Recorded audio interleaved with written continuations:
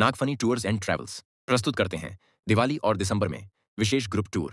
आइए अनुभव कीजिए अयोध्या, बनारस, तीर्थंकर कल्याणक यात्रा, श्री शिखर जी के साथ पंच तीर्थ यात्रा, इसके अलावा केरल की हरियाली, नॉर्थ ईस्ट की अद्भुत वादियां और इंटरनेशनल टूर में न्यूजीलैंड, वियतनाम और दुबई का शानदार अनुभव। हर यात्रा में शुद्ध शाकाहारी जैन भोजन। आज ही अपनी सीट बुक करें। पूछता हूं, चोरी करना धर्म है कि अधर्म है? जल्दी बोलो, थोड़ा जोर से। तो नियम ले लो, आज के बाद चोरी नहीं करूंगा। बोले महाराज नहीं लूंगा। अरे भाई, जब अधर्म है तो अब महाराज आप समझो बात को, आप समझो। अधर्म है कि नहीं, ये निर्णय पक्का है कि नहीं? पक्का है। लेकिन नियम क्यों नहीं ले रहे भाई? अब महाराज जी देखो, आप समझो, बिना झूठ के आजकल धंधा नहीं चलता। बिना झूठ के टैक्स नहीं, टैक्स में चोरी करना पड़ेगी। ये पता नहीं कितनी चोरियां। एक बार मैंने राजस्थान में प्रवचन दिया चोरी के ऊपर, तो आप लोगों को ऐसे ही कहा, आप लोग चोरी का त्याग कर दो। फिर मैंने कहा नहीं, इनको बहुत सारी चोरियां करना पड़ती है। तो हमने थोड़ा इधर देख लिया। मैंने कहा, ये माताओं, आप तो त्याग कर दो। जो दुकान नहीं करती है, व्यापार नहीं करती है, धंधा पानी नहीं करती है, होम लेडीज है, वो तो कम से कम त्याग कर दे। एक ने हाथ नहीं उठाया। हमें गुस्सा आया, तुम लोग। ये तो फिर भी कहेगा महाराज जी देखो त्याग मत कराओ, आजकल धंधा पानी में दो सांची दो झूठी बोलना पड़ती है, सरकार की चोरी करना बहुत सारी। तो इनकी तो बात, तुम्हारे पे तो मैं दया करता हूं, तुम्हें दूध की थैलियां है, लेकिन इनको बता दो। सबसे कम जैनियों की महिलाएं धंधा पानी करती हैं।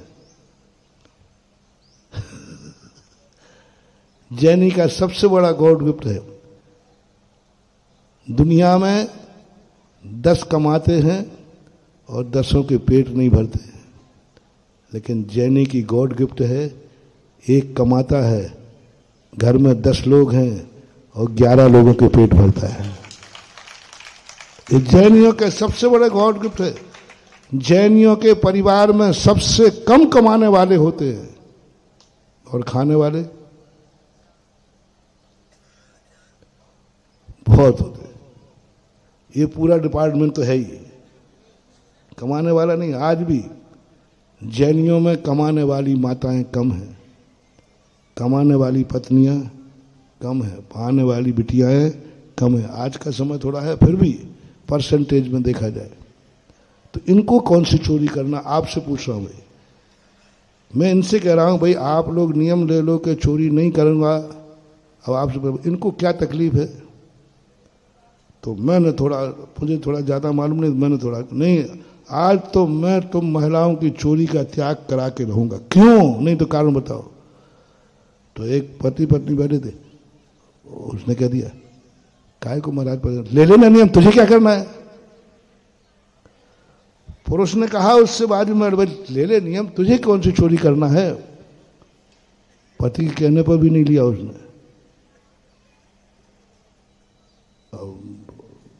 मैंने कहा, तुम नहीं मानते हो, नहीं मानते, बाहर में जाओ, क्या करना है? ठीक है। प्रवचन करने के बाद 10-15 महिलाएं आई। बोले महाराज जी, वहाँ स्टेज पे तो आपके पास माइक रहता है, हम लोग बोल नहीं पाते, हम लोगों की मजबूरी समझो आप। बोले तुम्हें काहे की मजबूरी है, बता दो। महाराज जी आपको नहीं मालूम, सारी चोरियों का मैं त्याग करता हूं, बस इनके जेब में से निकालने का। अरे मैंने कहा, ये क्या मामला है? उन्होंने कहा, महाराज जी आप नहीं जानते हो, इसके बिना काम नहीं चलता है, पर वो छूट दे दो। श्रीमान जी के जेब में से निकाल करके छुपा के पैसा रखना, ये छूट दे दो तो हम लोग नियम ले लेंगे। अब मुझे मालूम नहीं था कि ये इतने बड़े डाकू और इतने बड़े लुटेरे मैं तो उसी को जानता था।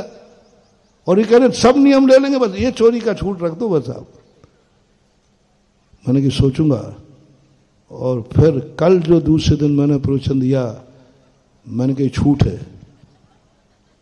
अब तुम्हारी आफत बेटा है। सबने कह रहे फिर कोई चिंता नहीं, बस एक छूट होना चाहिए। और बोलो ये कोई गलत है कि नहीं सही है? तुम तो लुटे हुए बैठे हो, जो लुटे हुए बैठे हैं ये बताएं ये होता है कि नहीं। तुम नहीं बताओगे तो मुझे पता चल गया। जब 500 का नोट बंद हुआ था,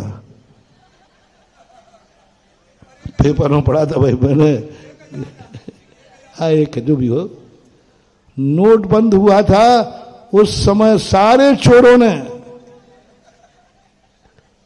निकाल के दिया। होता है। चलो इस प्रकार की स्थितियां बनती हैं, लेकिन फिर भी नियम नहीं लोगे क्योंकि तुम्हारी मजबूरियां हैं। बहुत सारी परिस्थितियां जिनको तुम गलत मानते